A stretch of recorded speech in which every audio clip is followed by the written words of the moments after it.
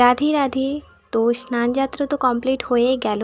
তারপরে আমরা এই যে দেখো পুজোর কাজ শুরু করেছি। তার আগে তোমাদের সমস্তটা দেখিয়ে দিলাম। তো এইখানে পুজোর সমস্তটা হয়ে গেছে, অলরেডি পুজো করা হয়ে গেছে, এবার আরতি করা হচ্ছে।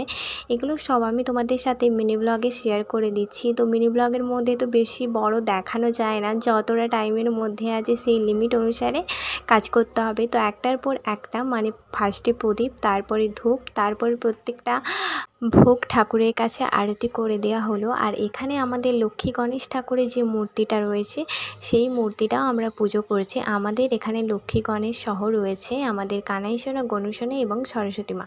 তো সবার পুজো একসাথে হচ্ছে। আর এই হচ্ছে পুজোর লাস্ট লুক।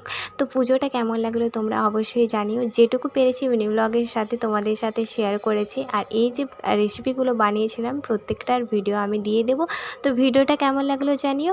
রাধে রাধে, হরে কৃষ্ণ।